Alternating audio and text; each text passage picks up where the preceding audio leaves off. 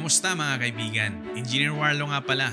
At sa video na to ay pag-usapan natin kung tama ba na mas mauna ang pader kaysa sa poste at biga. So grab your coffee at kumalma dahil baka ilan sa inyo ay hindi matanggap ang katotohanan at i-bash tayo bigla sa comment section. Pero kung opinion nyo yan ay syempre, ire-respeto natin yan.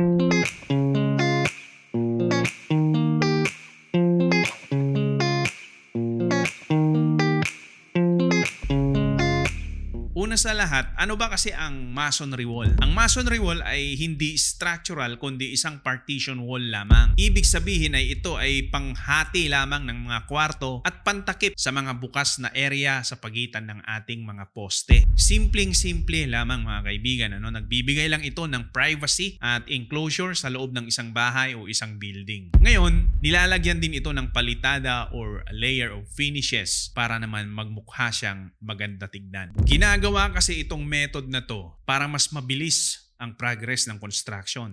But I am telling you, it is not progress kung mali ang proseso. Mas makakatipid din kasi ito sa formwork kaya nila ginagawa ito, no? But don't ever tell me na mas maganda ang quality nito o mas matibay kumpara doon sa standard method of construction. Ngayon, dahil nga ang masonry wall ay hindi structural, ay nararapat lamang na maglagay tayo ng poste at biga para may kapitan ito, para ito ay mas maging matibay. Ang standard kasi na method ng construction ay nauuna ang foundation, sunod ang column, tapos ang beam. Or pwede naman na kung may mas marami kayong formwork, pwede nating sabay na buhusan ang column at beam. At kung sakali man na kailangan yung magbuhos ng slab sa susunod na palapag, ay mas maganda na buhusan na ninyo ang slab, ang beam at column ng isang bagsakan para monolithic siya or para mas matibay. Pagkatapos ng mga structural frames natin or yung biga, poste, yung slab, dyan na ngayon papasok ang construction ng masonry wall. Nasa huling proseso siya. Ano ba kasi ang benefits nito kung nasa standard sequence tayo ng construction? Unang-una ay maayos ang load transfer or yung daloy ng bigat na dinadala ng building mula sa slab, papunta sa biga, papunta sa column, then definitely papunta sa ating foundation. Pero kung mas inuuna nilang i-construct ang pader kesa sa biga na kung saan ay ginagamit nila ang masonry wall natin na bottom enclosure ng formwork para sa biga, ay sasama na ngayon ang ating masonry wall or yung pader natin sa pagbuhat ng bigat ng building na kung saan sinabi natin kanina na ito ay hindi structural o hindi ito dapat magbuhat ng bigat ng building. And it is a big no sa mata ng isang inhinyero. Dito rin nag-uumpisa ang cracks ng masonry walls natin. Kasi ang biga kasi ay may deflection yan or may kunting bend pababa kung maglalagay na tayo ng load o bigat sa ibabaw nito. Maiipit ngayon yung pader natin and at the same time mag-uumpisa na siyang mag-crack. On the other hand, sa standard construction sequence ay mas kontrolado natin ang quality ng ating structural members kagaya ng poste, yung beam at yung slab. Mas maiiwasan natin yung mga honeycombs or yung tinatawag nilang ampaw sa ating mga poste at mas makukontrol din natin ang connections ng ating mga poste at beams. And at the same time, yung mga concrete cover natin which is very essential sa structural integrity ng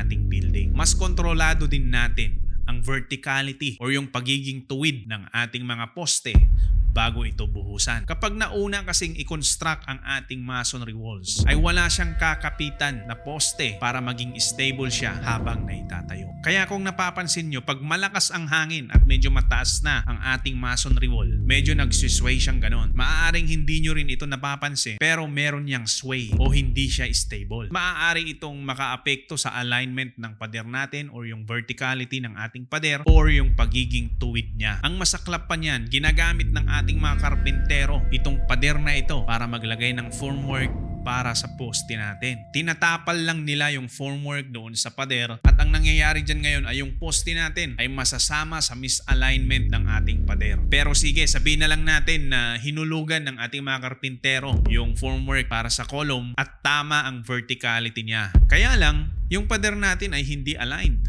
or kumbaga naka-incline siya, medyo nakahiga siyang ganyan at ang gagawin na lang pagkatapos ng construction ay hahabulin sa palitada which is very expensive na mula doon sa budget price at magsasuffer ang client. It is always better na i-construct muna natin yung poste natin, ano? Para ito yung magsisilbing guide ng ating mga mason habang ginagawa nila yung masonry wall. Dahil nga ay tinatapal lang ng ating mga karpintero sa pader yung ating formwork para sa column, ay nasasama ngayon yung pader para sa buhos. Yung dulo ng ating pader ay hindi pantay-pantay ang dulo niyan or yung termination niya. Ibig sabihin ay hindi consistent yung dinesign ni engineer na size kasi maaaring mas malaki na ngayon ang ating poste or mas maliit. At meron pang chance na magkaroon ng honeycomb o ampaw doon sa dulo ng ating mga hollow blocks pagkatapos nating buhusan ang poste.